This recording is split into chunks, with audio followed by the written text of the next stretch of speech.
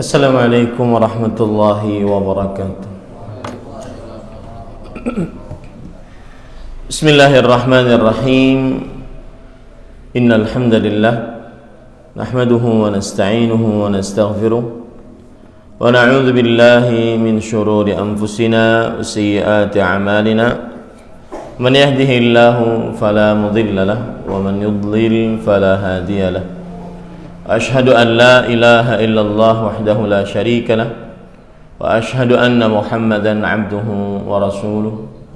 Ya ayyuhalladzina amanu taqullaha haqqa tuqatih wa la tamutunna illa wa antum muslimun. Ya ayyuhan nasu taqu rabbakumul ladzi khalaqakum min nafsin wahidah wa khalaqa minha zawjaha wa batha minhuma رجالا كثيرا ونساء واتقوا الله الذي تساءلون به والأرحام إن الله كان عليكم رقيبا يا أيها الذين آمنوا اتقوا الله وقولوا قولا سديدا يصلح لكم أعمالكم ويغفر لكم ذنوبكم ومن يطع الله ورسوله فقد فاز فوزا عظيما أما بعد فإن أصدق الحديث كتاب الله وأحسن الهدي هدي محمد صلى الله عليه وعلى آله وسلم شر الأمور محدثاتها وكل محدثة بدعة وكل بدعة ضلالة وكل ضلالة في النار. Alhamdulillah, kita bersyukur pada Allah Subhanahu wa taala pada hari ini Ahad 19 Rajab 1443 Hijriah. Kita dimudahkan oleh Allah Subhanahu wa taala untuk duduk bersama mengkaji kembali kitab Tafsirul Qur'anil Azim atau disebut dengan Tafsir Ibnu Katsir rahimahullah, pada surat Al-Fatihah. Salawat dan salam semoga selalu Allah berikan kepada Nabi kita Muhammad sallallahu alaihi wa ala alihi wasallam, pada keluarga beliau, para sahabat, serta orang-orang yang mengikuti beliau sampai hari kiamat kelak. Dengan nama-nama Allah yang husna dan sifat-sifatnya yang ulia, kita berdoa, Allahumma inna nas'aluka ilman nafi'an wa rizqan tayyiban wa amalan mutaqabbala. Wahai Allah, sesungguhnya kami mohon kepada Engkau ilmu yang bermanfaat, rezeki yang baik, dan amal yang diterima. Allahumma amin. Ahibati fillah, afanillahu iyyakum, jamaah Masjid An-Nur yang saya cintai karena Allah. Semoga Allah Subhanahu wa taala selalu memberikan afiat kepada kita di dunia dan di akhirat. Kita adalah di pertemuan yang keempat dalam pembacaan tafsir surat Al-Fatihah dari kitab Tafsirul Qur'anil Azim. Dan pada pertemuan yang keempat ini kita membahas tentang al-kalamu ala tafsiri ahkamil isti'adzah, yaitu pembicaraan tentang tafsir hukum-hukum mengucapkan a'udzubillahi minasyaitonir rajim. Penulis Imam Ibnu Katsir rahimahullah menyebutkan ada 3 ayat, yaitu dalam surat Al-A'raf ayat 199 sampai 200, kemudian dalam surat Al-Mu'minun ayat 96 sampai 98, kemudian surat Fussilat ayat 34 sampai 36.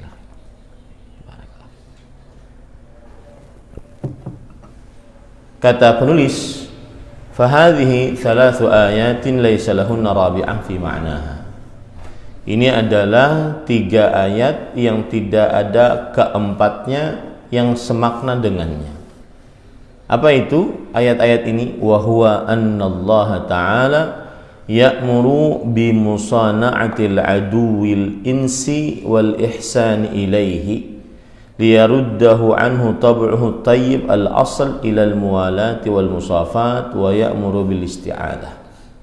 Bahwa Allah Subhanahu wa taala memerintahkan untuk melakukan permusuhan kemanusiaan dan tidak berbuat kebaikan kepada syaitan, dan memerintahkan kepada berminta perlindungan dari Allah Subhanahu wa taala untuk melawan syaitan.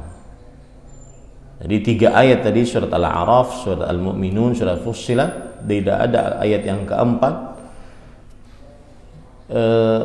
Ayat-ayat tersebut memerintahkan kita untuk bermusuhan dengan iblis, syaitan, jin yang kafir dan fasik, dan memerintahkan kita untuk meminta perlindungan kepada Allah Subhanahu wa taala. Penulis mengatakan wa ya'muru bil isti'adati bihi minal aduwil asyaitani la mahala. Allah Subhanahu wa taala memerintahkan untuk meminta perlindungan kepada Allah dari musuh syaitan. Tidak bisa tidak, kita wajib bermusuhan dengan syaitan. Idz la yuqbalu atau la yaqbalu musana'atan wala ihsanan wala yabtaghi ghaira halaki bani Adam. Yang mana iblis tidak pernah menerima pura-pura berbuat baik, pura-pura berbuat bijak, dan tidak menginginkan kecuali kehancuran anak Adam. Itu iblis. Jadi tidak bisa kita berteman dengan iblis, walau dalam rangka apapun. Wajib selalu bermusuhan dengan iblis.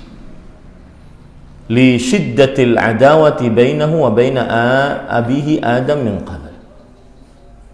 Karena saking kerasnya permusuhan antara iblis dengan nenek moyang manusia sebelumnya, yaitu Adam alaihissalam. Dan permusuhan ini ditimbulkan dari hasad. Permusuhan antara iblis dengan Adam ditimbulkan dari hasad yang menumbuhkan kesombongan. Disebutkan dalam hadis ketika Allah Subhanahu wa taala menciptakan Nabi Adam dalam sebuah rongga tubuh, kemudian Allah biarkan Nabi Adam seperti itu, belum ada isinya. Datang iblis melihat, kemudian fa idza ra'a ajwaf la yatamalak, bahwasanya ternyata makhluk yang baru diciptakan oleh Allah ini adalah seperti rongga tubuh saja, tidak ada isinya. Maka semenjak itu iblis, di samping dia hasad, sebagaimana saya katakan tadi, tumbuh pada dirinya sombong, dan itu sepertinya saling berkaitan satu dengan yang lain. Hasad menumbuhkan kesombongan. Mulai saat itulah iblis hasad dan menyombongkan diri. Ketika diperintahkan untuk sujud, iblis tidak mau sujud. Dan iblis ditanya bahkan oleh Allah, dan dia jujur mengakui bahwasanya dia tidak mau sujud karena dia lebih baik daripada Adam. Allah berfirman, "Ma mana'aka an tasjuda lima khalaqtu biyadayya." Apa yang menyebabkan engkau tidak sujud terhadap makhluk yang aku telah ciptakan dengan 2 tanganku? Kata iblis, ana khairun minhu, khalaqtani min nar wa khalaqtahu min tin. Aku lebih baik darinya, ngapain aku sujud? Engkau telah aku telah engkau ciptakan dari api, dan ia engkau telah ciptakan dari tanah. Padahal kalau dipikir-pikir, tanah lebih bermanfaat dibandingkan api. Nah, ini pelajaran menarik. Orang sombong kadang-kadang menyombongkan dirinya dengan sesuatu yang tidak pantas untuk disombongkan. Kemudian, nah itulah mulai permusuhan iblis dengan Adam. Makanya Allah berfirman dalam surat Al-A'raf ayat 27, "Ya bani Adam, la yaftinannakumus syaitan kama akhraja abawaykum minal jannah." Wahai anak Adam, jangan sampai syaitan membuat fitnah bagi kalian. Ataupun memfitnah kalian itu maksudnya adalah menjadikan kalian terperosok ke dalam kehancuran, sebagaimana Allah telah mengeluarkan sebagaimana ia telah mengeluarkan kedua orang tua kalian, Adam dan Hawa, dari surga. Nah, mulai saat itu terjadi permusuhan. Makanya para ulama mengatakan, awwalu dzambin usiyallahu bihi al-kibru wal hasad. Dosa yang pertama kali Allah dimaksiati dengannya adalah dosa kesombongan yang disebabkan dari hasad. Maka pantas, wajar kita diperintahkan oleh Allah Subhanahu wa taala untuk meminta perlindungan dari hasad. Dan meminta perlindungan dari hasad diletakkan oleh Allah di ayat yang terakhir pada surah Al-Falaq. Min syarri hasidin idza hasad.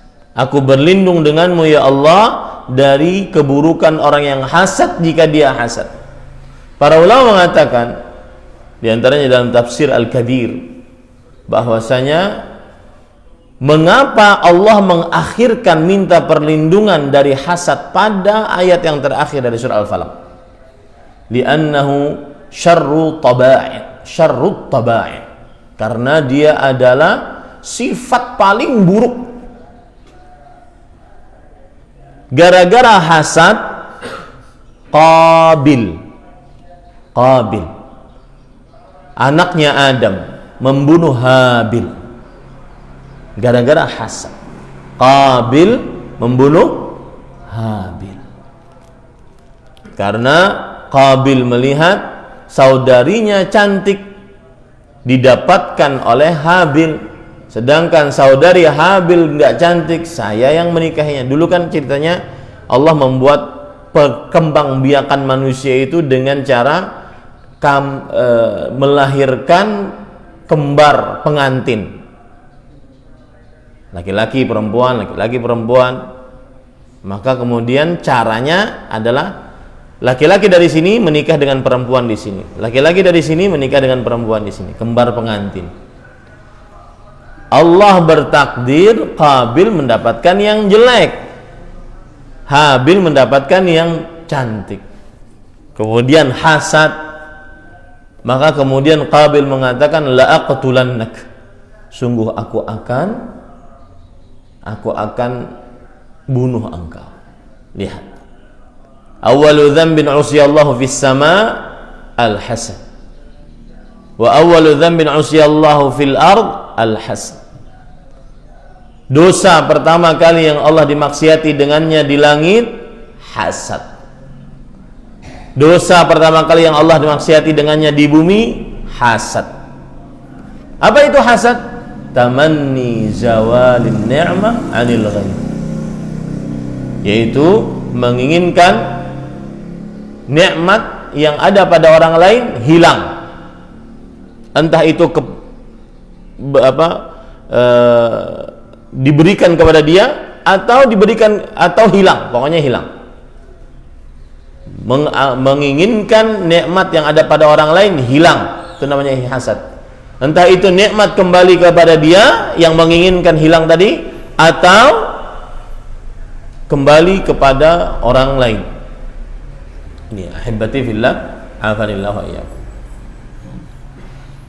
Nabi Yusuf alaihi salam terpisah dari bapaknya semenjak kecil selama 40 tahun gara-gara hasad. Gara-gara hasad. Ya. Ketika saudara-saudara Yusuf mengatakan bahwasanya nahnu ahabbu ilaihi minna. Huwa apa? Allah Subhanahu wa taala berfirman yang artinya bahwa bapak kita lebih mencintai Nabi Yusuf dibandingkan kita.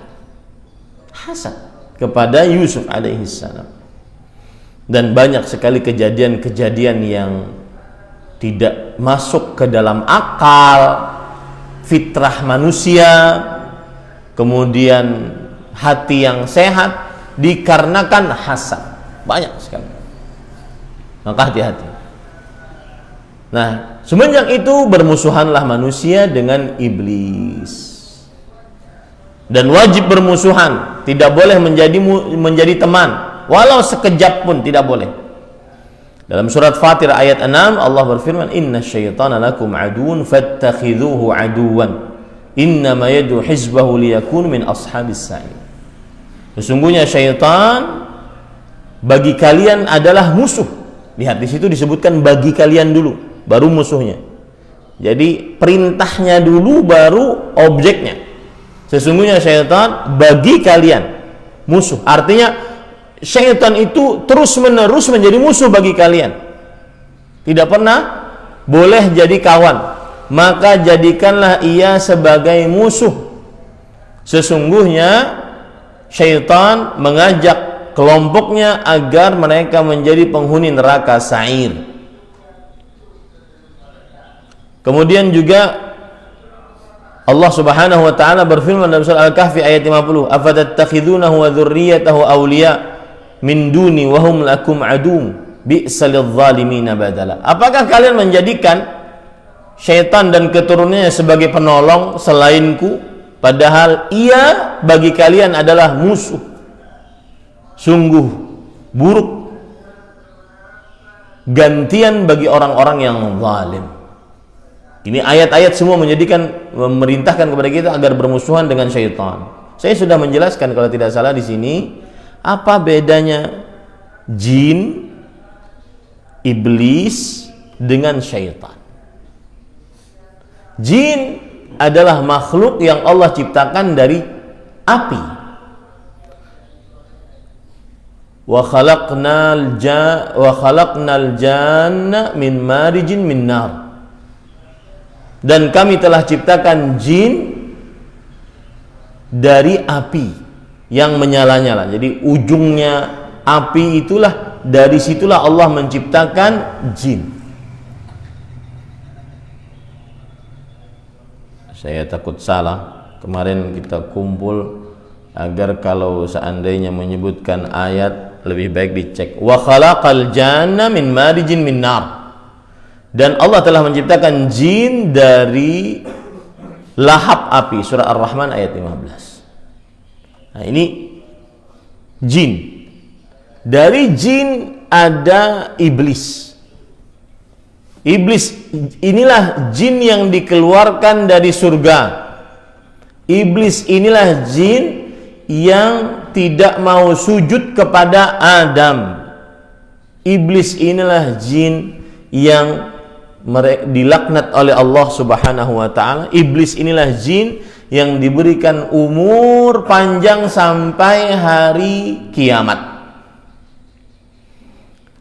Dari jin ada syaitan. Syaitan ada dua maknanya. Yang pertama zat, makhluk. Yang kedua sifat. Apabila jin-jin yang kafir, fasik, maka disebut dengan syaitan. Bisa juga syaitan berupa sifat, yaitu manusia yang buruk, maka ini disebut juga dengan syaitan. Qul a'udzu birabbin nas, malikin nas, ilahin nas, min syarril waswasil khannas, alladzi yuwaswisu fi sudurin nas minal jinnati wan nas. Ya, minal jinnati wan nas. Ada manusia yang bersifat buruk, mengajak kepada keburukan, berlaku keburukan, maksiat dan dosa, maka ini disebut dengan syaitan dari manusia. Allah Subhanahu wa taala berfirman akan hal itu, syayatinal insi wal jin. Dalam ayat Allah berfirman surat Al-An'am ayat 112. Wa kadzalika ja'alna likulli nabiyyin aduwan syayatinal insi wal jin. Dan demikianlah kami jadikan bagi tiap-tiap nabi itu musuh, yaitu syaitan-syaitan dari jenis manusia dan dari jenis jin. Lihat di situ ya. Kemudian apa dalil bahwa iblis adalah dari bangsa jin? Allah Subhanahu wa taala berfirman, "Illa iblis kana minal jin." Semuanya sujud kecuali iblis. Ya. Iblis adalah dari bangsa jin, kata Allah Subhanahu wa taala di dalam Al-Qur'an. Itu disebutkan oleh Allah Subhanahu wa taala dalam surah Al-Kahfi ayat 50. Wa idz qulna lil malaikati isjudu li Adam fasajadu illa iblis kana minal jin. Dan ingatlah ketika kami berfirman kepada para malaikat, sujudlah kepada Adam, maka sujudlah seluruhnya malaikat kecuali iblis, dia adalah golongan dari jin. Ya, di situ. Dia adalah golongan dari jin. Ini menunjukkan jin makhluk yang diciptakan dari api, dari jin itu ada iblis, ya, yang dia tidak mau sujud kepada Adam, dikeluarkan dari surga, terkutuk, terlaknat, diberikan umur panjang oleh Allah sampai hari kiamat. Dari jin ada syaitan-syaitan. Syaitan ada dua maknanya. Apa tadi? Yang pertama maknanya sebagai zat, makhluk. Ya, makhluk. Dan ada yang bermakna sifat. Kalau zat, makhluk, mereka lah jin-jin yang kafir, jin-jin yang fasik. Kalau sifat, bisa saja manusia bersifat jin. Seperti misalkan para pemimpin-pemimpin yang diberitahukan oleh Rasul sallallahu alaihi wasallam, di hati mereka qulubuhum qulubus syayatin. Hati-hati mereka hati-hati syaitan. Karena mereka melakukan kezaliman kepada manusia. Nah, ini kabar disebutkan oleh Rasulullah sallallahu alaihi wasallam. Baik. Kemudian ahibati fillah afanillahu iyyakum. Penulis kemudian mengatakan waqad aqsama lil walidi Adam alaihi salam annahu la minan nasihin wa kadzab. Fa kaifa muamalatuhu lana? Kata Imam Ibnu Katsir, iblis telah bersumpah kepada nenek moyang kita Adam alaihi salam bahwasanya iblis adalah termasuk pemberi nasihat untuk Adam dan dia berdusta. Maka kata Imam Ibnu Katsir, berarti terlebih lagi kepada kita. Kepada nenek moyang kita saja dia berani berdusta, apalagi kepada kita. Nah, ini yang hati-hati. Ya, jangan tertipu dengan godaan-godaan iblis. Dan Imam Ibnu Qayyim rahimahullah salah satu ulama yang banyak mengupas trik-trik iblis di dalam kitab beliau, banyak sekali, ya. Dan juga Imam Ibnul Jauzi, di antaranya dalam kitab Talbis Iblis, tipu daya iblis, dan itu sudah diterjemahkan dalam bahasa Indonesia. Saya nasihatkan kepada Bapak Ibu, ami-ami sekalian, di saat nunggu di pasar mungkin baca kitab Talbis Iblis, trik tipu daya iblis mengganggu manusia. Itu menarik penjelasan para ulama rahimahumullah ta'ala. Dan dia sudah berjanji untuk itu, untuk mengganggu manusia. Allah berfirman, "Fabima aghwaytani, ya Allah, sebagaimana engkau telah sesatkan aku dari jalanmu, la aq'udanna lahum shiratakal mustaqim." Sungguh aku akan hadang hamba-hambamu dari jalanmu yang lurus. Dan dia sudah bersumpah kepada Allah, "Fa bi'izzatika la ughwiyannahum ajma'in." Dengan keagunganmu ya Allah, aku akan simpangkan hambamu seluruhnya. Illa ibadaka minhumul mukhlasin. Salah satu kiat bisa melawan musuh iblis, ini kan kelihatan loh musuhnya Kalau kelihatan musuhnya masih kita kau perhitungkan. Kalau halus lawan kita. Kalau sepantar lawan juga. Kalau ganal bukahan kita. Ya. Tetapi ini musuh tidak ada. Nah, salah satu caranya adalah illa ibadaka minhumul mukhlasin. Yang selamat dari tipu daya iblis, selamat dari godaan iblis adalah hamba-hambamu yang ikhlas, yang bertauhid kepada Allah. Oh Ustaz, apa hubungan tauhid dengan selamat dari gangguan iblis? Karena orang yang bertauhid, maka dia hanya minta perlindungan kepada Allah semata. Dia tidak mengandalkan dirinya, kekuatannya, hartanya, makhluk. Dia minta perlindungan hanya kepada Allah semata. Itu rahasia. Mengapa hanya orang yang ikhlas, yang beribadah ingin pahala dari Allah semata, yang beribadah ditujukan niatnya hanya kepada Allah, dia yang menang melawan iblis. Contoh Nabi Yusuf. Nabi Yusuf digoda oleh yang katanya Julaikha, istri Al-Aziz, gubernur Mesir. Seorang istri gubernur, apalagi dari wanita dari Mesir, sangat cantik. Di kamar berduaan. Bayangkan pian, mun pian kayak itu tuh. Apa yang terjadi? Di kamar berduaan dengan wanita cantik, wanitanya yang menginginkan, dan wanitanya sudah berdandan habis, bahkan setengah telanjang. Kemudian wanitanya yang mengajak, hai talak, ayo ke sini. Bahkan disebutkan dalam ayat, walaqad hamma biha,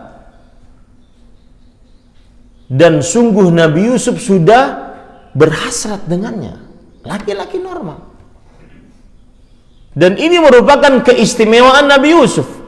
Bukan berarti Nabi Yusuf alaihissalam tidak berhasrat sama sekali dengannya. Sudah berhasrat dengannya.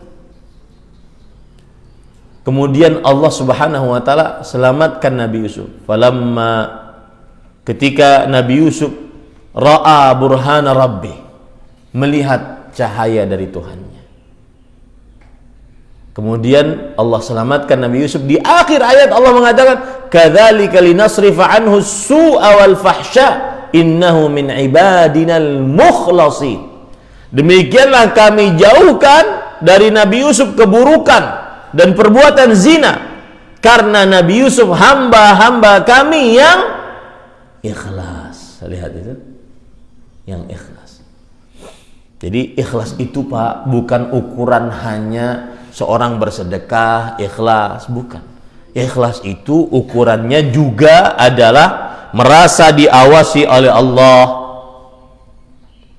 merasa selalu diketahui oleh Allah, didengar oleh Allah, dilihat oleh Allah, segala ucapan dan perbuatan. Itu ikhlas.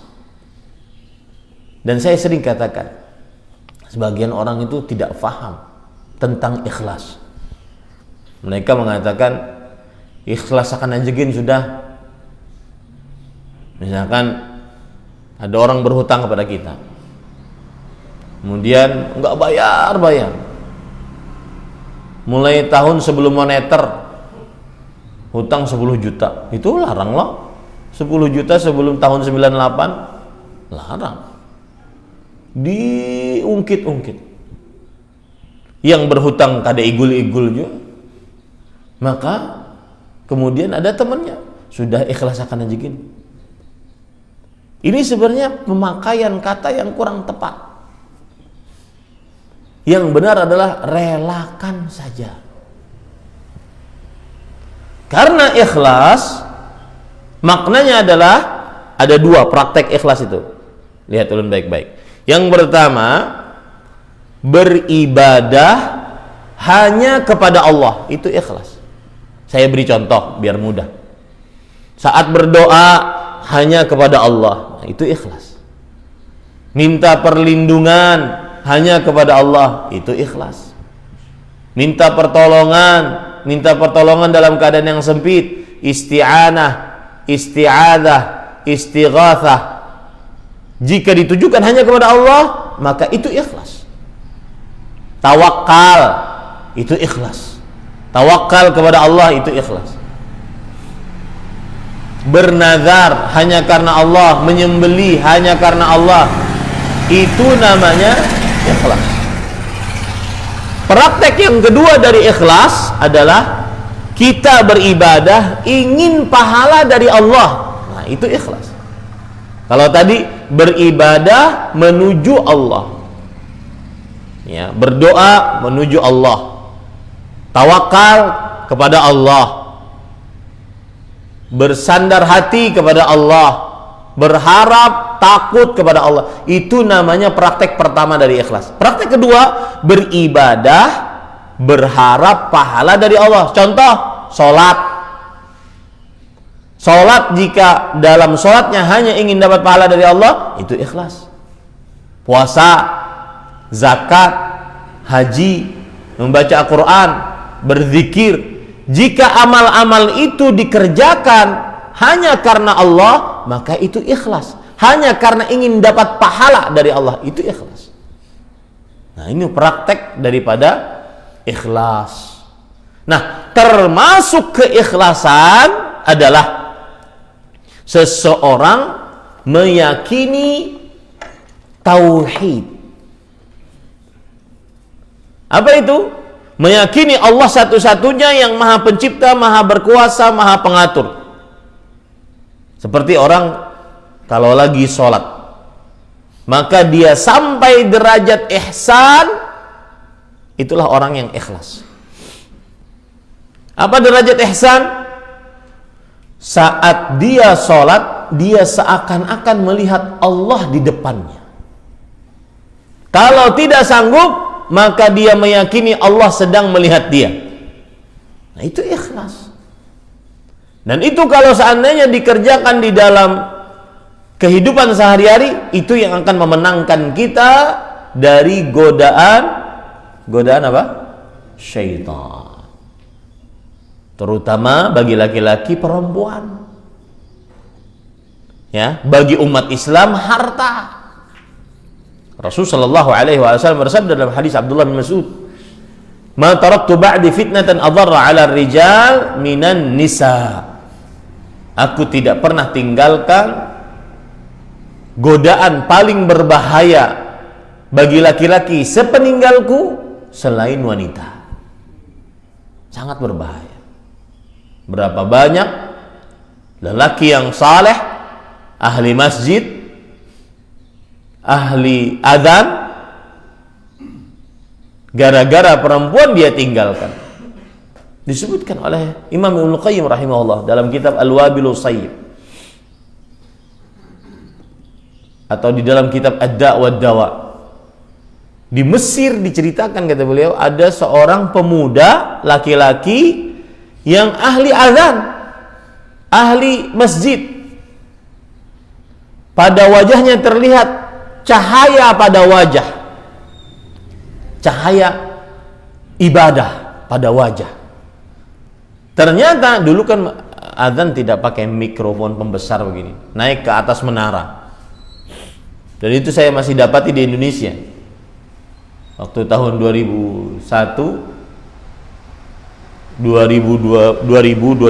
saya dapati di beberapa daerah, naik ke atas azan, ada menaranya, azan di situ.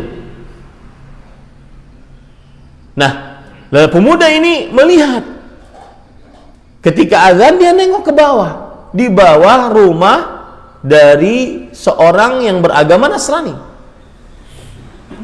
Dan seorang yang beragama Nasrani ini, alhamdulillah, seorang yang beragama Nasrani ini, yarhamakallah, dia memiliki anak perempuan. Tentunya anak perempuan tidak berjilbab. Ketika dilihat, terlihat anak perempuan tersebut, langsung alhamdulillah, langsung diganggu oleh syaitan, tertipu dia dengan pandangannya. Makanya hati-hati sekali pandangan, ya. Langsung dia turun, dia tinggalkan itu azan, dia tinggalkan itu masjid, dia turun masuk ke dalam rumah perempuan tersebut. Sang perempuan mengatakan, "Madza turid?" Apa yang kau inginkan? Kemudian sang laki-laki mengatakan, uriduki. Aku menginginkan engkau. Limana? Mengapa engkau menginginkan aku? Laqad akhadti lubbi wa majami'i qalbi. Engkau telah mengambil seluruh isi hatiku. Lihat, hanya dengan sekali pandangan. Lah bagaimana kita setiap hari? Hanya dengan sekali pandangan. Bagaimana kita setiap hari di dunia nyata, kemudian di handphone setiap hari melihat perempuan yang bukan mahram kita setiap hari. Maka pantas tidak ada kelezatan untuk beribadah kepada Allah SWT. Pantas tidak ada semangat untuk beribadah kepada Allah Subhanahu wa taala. Pantas. Kemudian ahibati fillah, afanillah wa iyyakum. Apa yang terjadi? Akhirnya ini saya bacakan saja ya. Biar ceritanya lebih mantap. Ya, ini saya sebutkan cerita ini bahwasanya hanya keikhlasan yang bermakna tauhid, yang artinya merasa diawasi oleh Allah yang bisa menyelamatkan kita dari gangguan syaitan. Kemudian orang tersebut mengatakan, si perempuan yang beragama Nasrani, la ujibuka ila ribatin abada.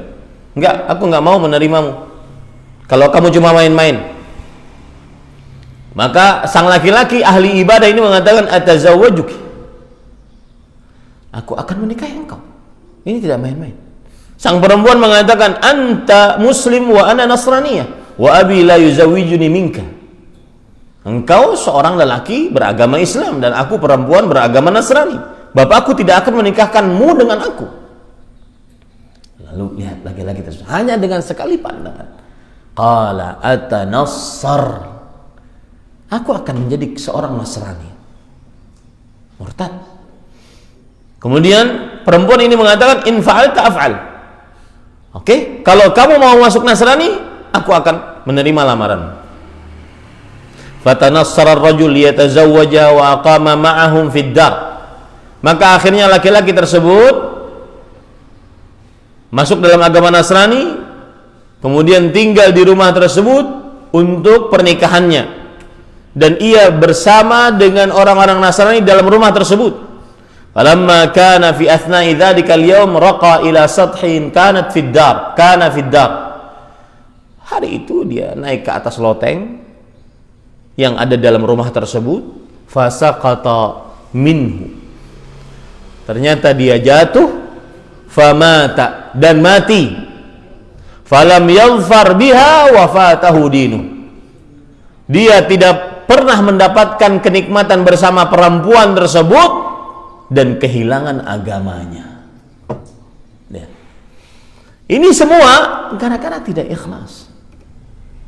Ikhlas yang menghasilkan ihsan, menghasilkan diawasi, merasa diawasi oleh Allah Subhanahu wa taala. Makanya saya nasihatkan kepada para lelaki, terutama para ustadz, terutama ustadz kita nih, ustadz Bungas, mana ustadz kita Adib nih, hati-hati jangan sampai membuka celah untuk berhubungan dengan perempuan jika tidak ingin menikahinya.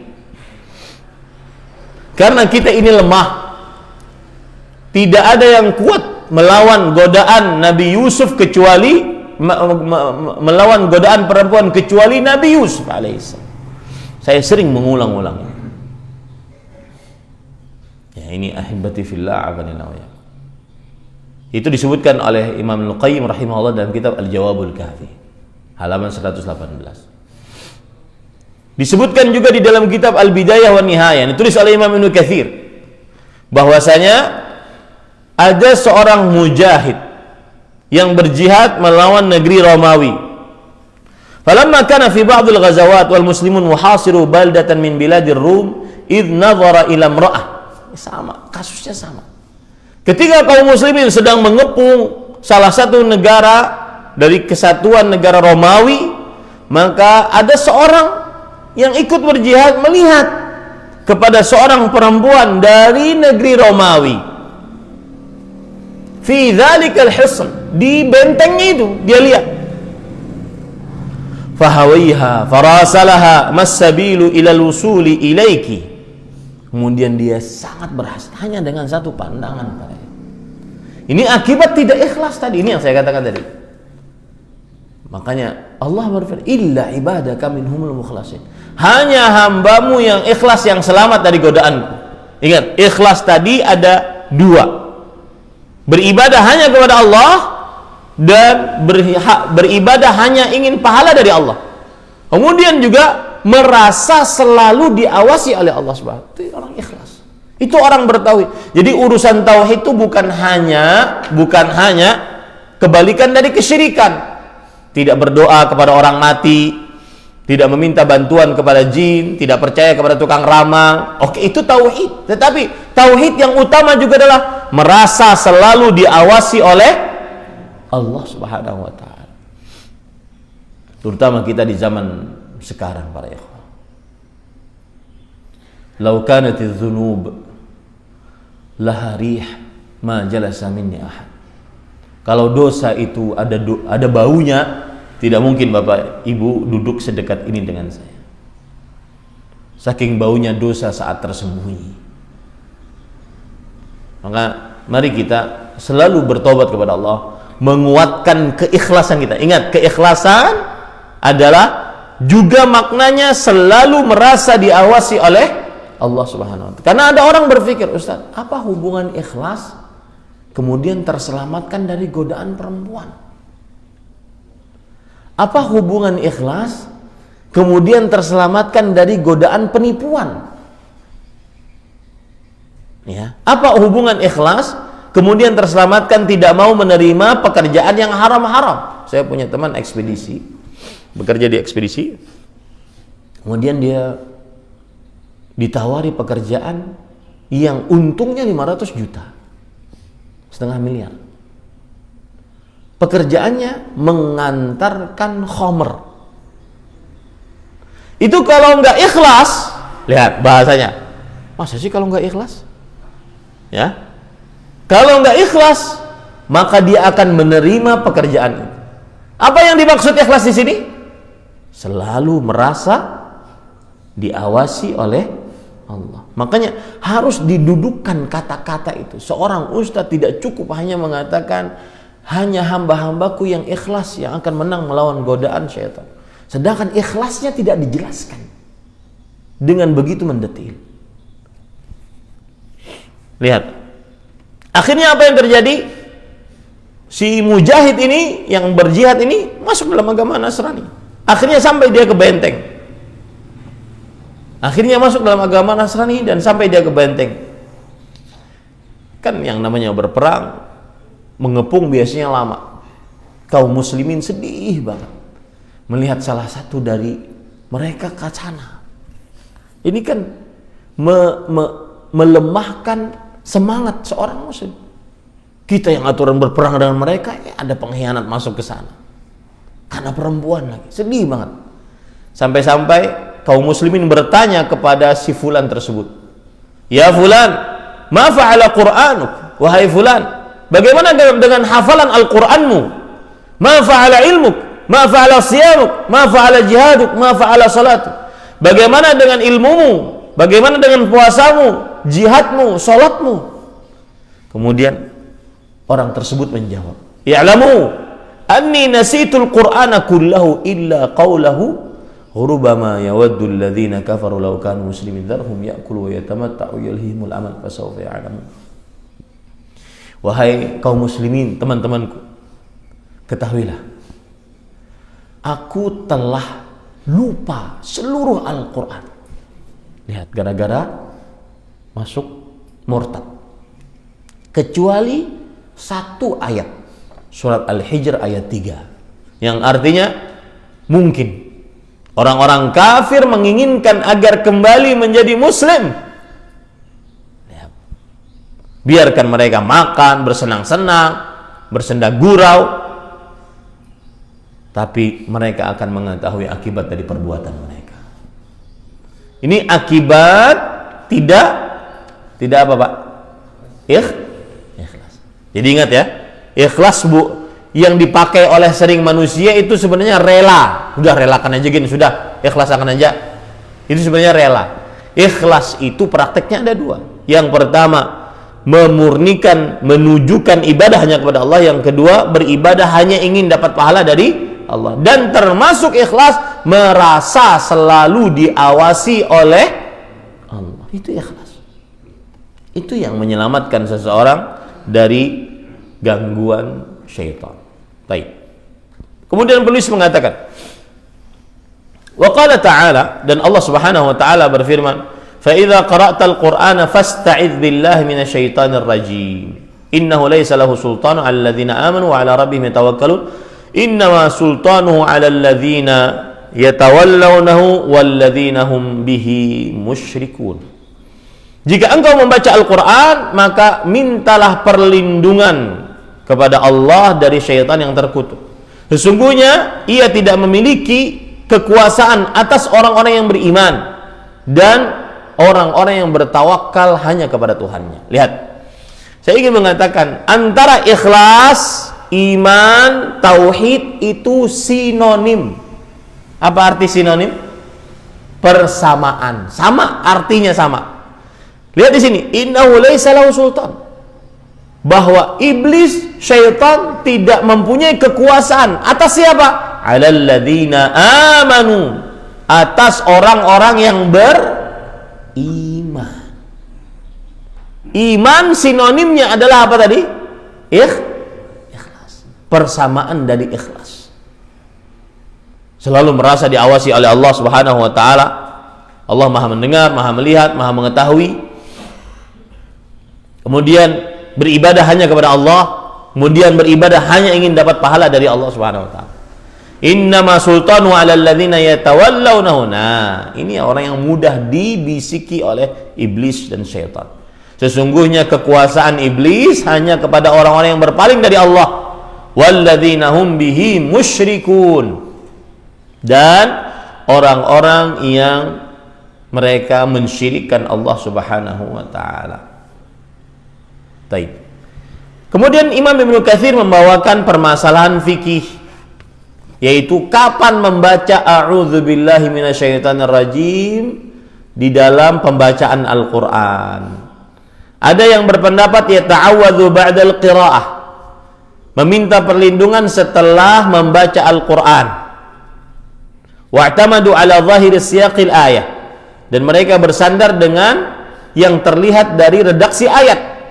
Kan Allah berfirman, fa idza qara'tal Qur'an, jika engkau telah selesai baca Quran. Qara'ta artinya telah selesai baca Quran, maka ucapkanlah a'udzubillahi minasyaitonir rajim. Maka pendapat yang pertama adalah membaca a'udzubillahi minasyaitonir rajim kapan? Setelah baca Quran. Mereka punya alasan. Alasannya apa? Lidaf'il i'jabi ba'da faraghil ibadah. Nah, ini penting, subhanallah. Untuk menolak, membuang sifat ujub setelah beribadah. Apa itu sifat ujub? Merasa memiliki yang tidak dimiliki oleh orang lain. Kalau bahasa Banjarnya piragah. Pahamlah piragah kan? Piragah, pinamusti, ujub, bangga dengan apa yang dia amalkan, ya, merasa orang lain tidak memiliki seperti yang dia miliki. Itu namanya ujub. Nah, mengapa kita baca Quran? Menurut pendapat inilah, mengapa kita baca Quran setelah mengapa kita membaca a'udzubillahi minasyaitonirrajim setelah baca Quran? Karena perintah Allah. Alasannya adalah agar menghilangkan sifat ujub. Ya, sifat ujub. Nah, ibu-ibu tadi ada menyebut riya. Bukan, Bu. Itu bukan riya. Riya dan ujub beda. Apa riya? Riya itu beribadah kepada Allah, tapi ingin dipuji oleh manusia. Nah, itu riya. Ingin dapat hadiah dari manusia. Itu riya. Ujub tidak. Ujub itu merasa bangga dengan apa yang sudah dikerjakan dari amal-amal soleh. Merasa orang lain tidak memiliki seperti yang dia pernah miliki. Nah, itu namanya apa? Apa namanya? Ujub. Ya, ini para ikhwan yang dirahmati oleh Allah. Dan yang berpendapat seperti ini adalah Imam Hamzah. Ya. Yang beliau juga menukilkan dari Imam Qaluqa, kemudian Abu Hatim As-Sijistani yang juga berpendapat demikian. Baik. Kemudian para ikhwan yang dirahmati oleh Allah Subhanahu wa taala, Imam Ibnu Katsir menyebutkan bahwasanya Imam Malik berpendapat annal qari'a yata'awwadhu ba'dal Fatihah. Bahwa orang yang membaca Al-Quran dia berta'awud, membaca a'udzubillahi minasyaitonirrajim setelah surat Al-Fatihah. Ya, setelah surat Al-Fatihah. Ini pendapat yang kedua. Tapi ini pendapat dianehkan oleh Imam Ibnul Arabi, seorang ulama dari mazhab Maliki, ya, ahli hadis. Pendapat yang kedua adalah membaca a'udzubillahi minasyaitonirrajimnya setelah membaca Al-Fatihah. Di sana ada pendapat yang ketiga, yaitu wa huwal isti'adzatu awwalan wa akhiran jam'an bainad dalilain. Pendapat yang ketiga adalah membaca a'udzubillahi minasyaitonirrajim di awal mau membaca Quran dan di akhir setelah membaca Quran. Dan ini adalah pendapatnya Fakhruddin Ar-Razi. Kemudian Imam Ibnu Katsir mengatakan wal masyhur alladzi alaihi al-jumhur anna al-isti'adzah innama takunu qabla at-tilawah li daf'il waswas. Dan pendapat yang masyhur yang merupakan pendapat mayoritas para ulama bahwa mengucapkan a'udzubillahi minasyaitonirrajim itu sebelum membaca Al-Quran. Apa alasannya? Alasannya adalah untuk menjauhkan bisikan syaitan di dalam membaca Al-Quran. Untuk menjauhkan bisikan syaitan dalam membaca Al-Quran. Makanya kalau ada orang jika tidak membaca a'udzubillahi minasyaitonirrajim saat membaca Al-Quran, meskipun dia membaca dengan mushaf, dengan buku Quran itu, maka terkadang hurufnya dua, bergoyang hurufnya, ya, suka ngantuk baca Quran, terutama nih bulan Ramadan. Dan saya pesan nih, mungkin bulan yang lalu sudah saya pesan juga. Saya pesan bulan Ramadan, 2 bulan lagi kan, kada sampai malah 1,5 bulan lagi. Yang belum lancar, cari guru. Kalau perlu di Masjid An-Nur ada program 1,5 bulan lancar baca Quran, agar nanti bulan Ramadan yang para ulama sepakat dia adalah bulan membaca Al-Quran bisa hatam minimal sekali sedalam bulan Ramadan. Cari guru privat, atau di Masjid An-Nur ada setiap sore misalkan habis asar, ya, ada halaqah melancarkan bacaan Al-Quran agar bisa hatam Ramadan, ya. Dan sangat mungkin menghantamkan Al-Quran dalam bulan Ramadan selama sebulan, sangat mungkin. Syaratnya tadi lancar, kemudian diberi petunjuk oleh Allah dan mempunyai tekad. Nah, ini pendapat masyhur dari jumhur, mayoritas para ulama, itu yang kita lakukan selama ini.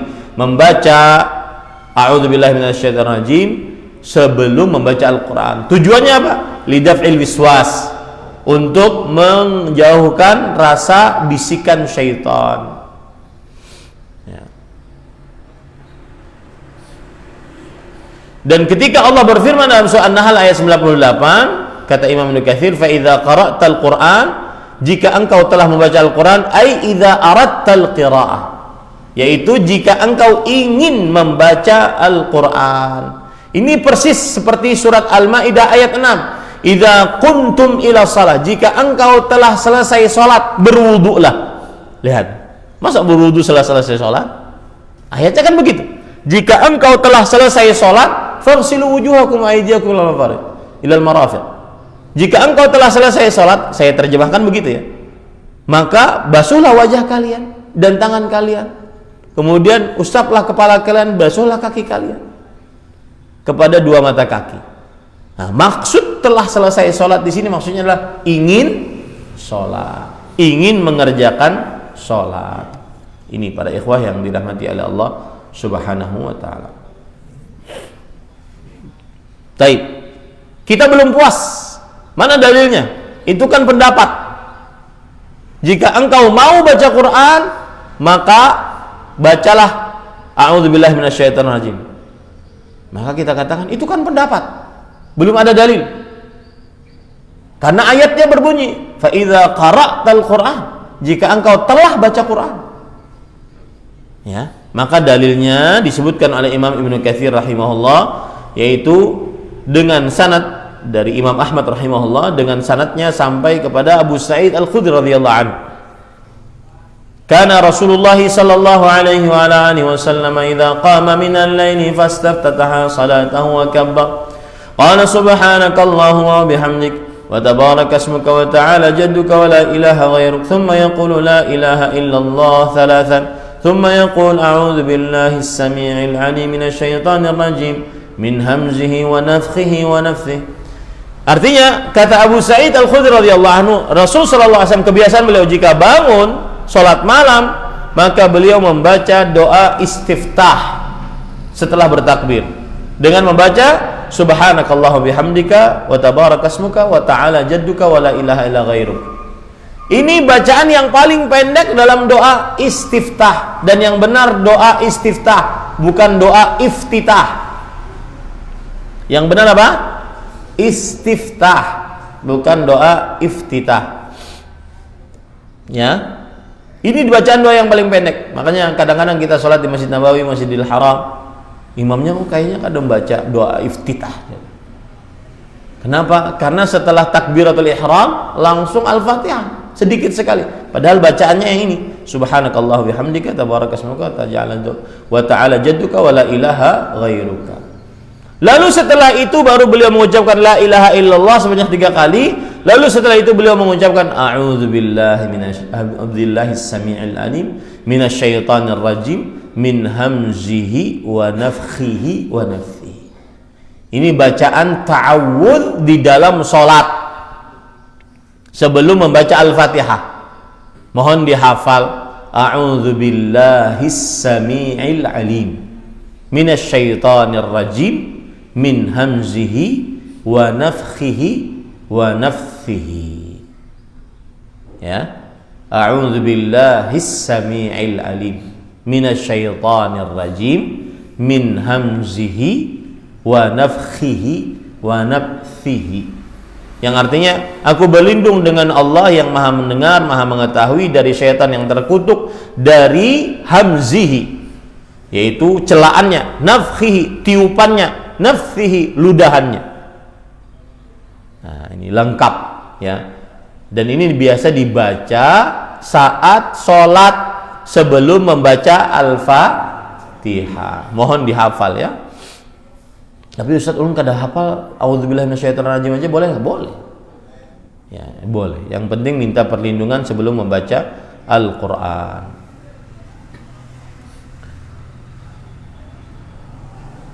Kemudian para ikhwan yang dirahmati oleh Allah Subhanahu wa taala, di sana juga ada dalil yang lain yang diriwayatkan oleh Imam Ibnu Katsir, yaitu hadis riwayat Imam yang 4, Imam Abu Daud, Tirmidzi, Nasai, Ibnu Majah dalam kitabnya Sunan dengan sanadnya sampai kepada Jubair bin Mut'im radhiyallahu anhu. Ya. Bahwa beliau bercerita, "Ra'aitu Rasulullah sallallahu alaihi wa ala alihi wasallam hina dakhala fi sholati qala Allahu akbar kabira thalathan walhamdulillahi katsiran thalathan subhanallahi bukratan wa asila thalathan Allahumma inni a'udzubika minasy syaitan wa min hamzi wa nafthi wa nafthi."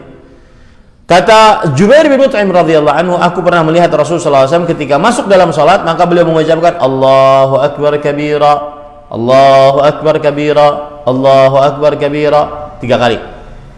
Alhamdulillahi katsira, walhamdulillahi katsira, walhamdulillahi katsira 3 kali. Kemudian subhanallahi bukratan wa asila, subhanallahi bukratan wa asila, subhanallahi bukratan wa asila 3 kali. Baru setelah itu mengucapkan a'udzubillahi minasyaitonir rajim min hamzihi wa nafthihi wa nafthihi. Ini menunjukkan bahwasanya doa istiftah bermacam-macam. Dan ini macam-macam ini disebut oleh para ulama adalah ikhtilafut tanawwu'. Perbedaan yang bermacam-macam, boleh menggunakan salah satunya, jangan saling menyesatkan salah satunya. Ya. Bacaan kelompok ormas ini, bacaan ormas ini, enggak, semuanya bisa dibaca karena hadisnya seluruhnya adalah hadis yang sahih. Nah, ini pada ikhwan yang dirahmati oleh Allah Subhanahu wa taala, dalil-dalil yang menunjukkan bahwasanya membaca a'udzubillahi minasyaitonir rajim sebelum membaca Al-Qur'an. Baik.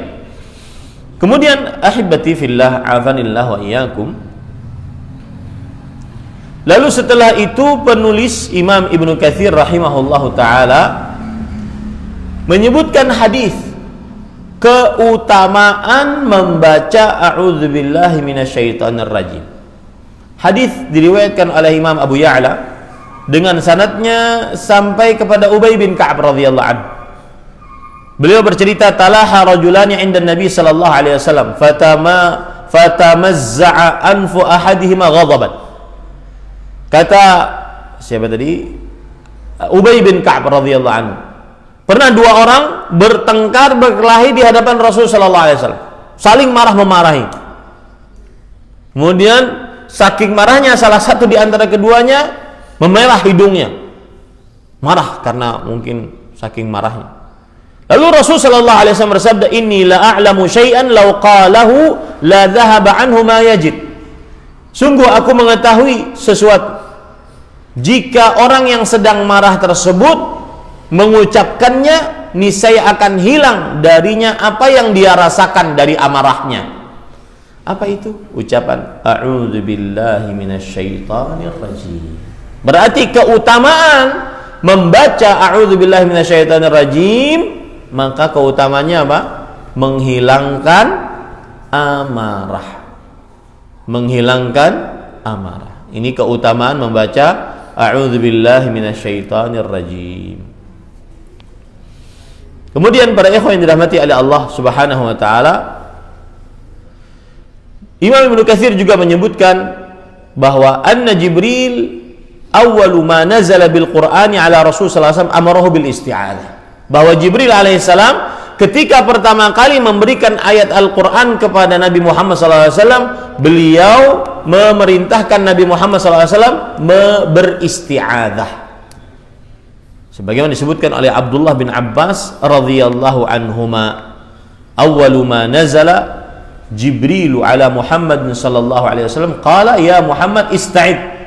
Yang pertama kali ketika pertama kali Jibril datang kepada Nabi Muhammad sallallahu alaihi wasallam, maka Jibril berkata, wahai Muhammad, ista'id, mintalah perlindungan kepada Allah Subhanahu wa taala. Ini para ikhwah yang dirahmati oleh Allah Subhanahu wa taala. Kemudian permasalahan terakhir yang ingin saya bahas di sini adalah Penulis mengatakan jumhurul ulama ala anna al-isti'adzah mustahabbah laysat mutahattamah ya'thamu tarikuha. Mengucapkan a'udzubillahi minasyaitonir rajim sebelum membaca Al-Qur'an hukumnya dianjurkan, tidak diwajibkan. Yang kalau ditinggal maka pelakunya dianggap berdosa. Tidak. Ini kalau seandainya ada orang di dalam sholat atau di luar sholat mau baca Quran lalu dia belum beristi'adzah, maka hukumnya hanya apa? Dianjurkan. Berdosa kada? Kada. Tidak wajib, ya, tidak wajib.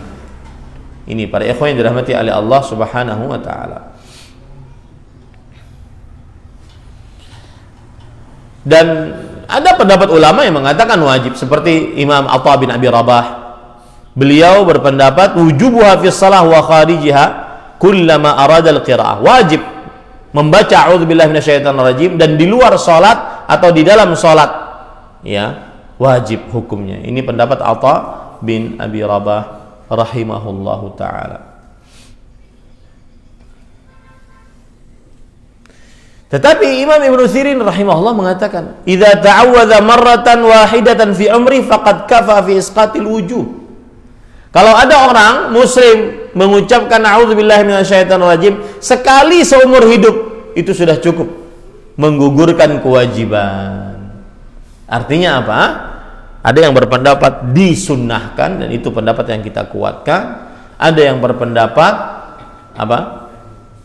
Wajib di dalam sholat atau di luar sholat. Ada yang berpendapat kalau sekali mengerjakan maka sudah menggugurkan kewajiban. Ini para ikhwah yang dirahmati oleh Allah Subhanahu wa taala.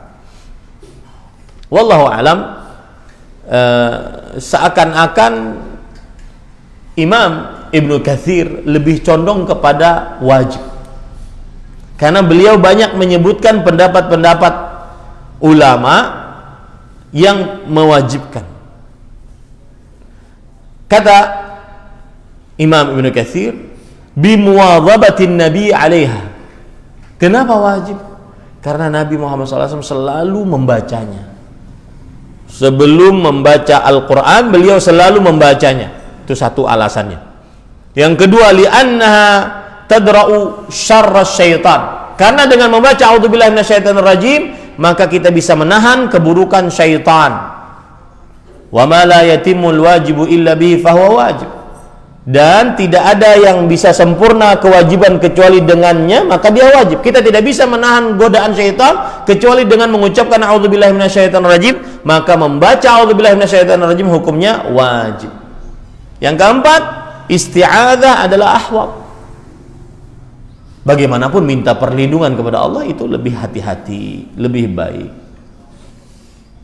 Ada lagi yang berpendapat bahwa wajibnya hanya untuk Nabi saja, umatnya tidak wajib.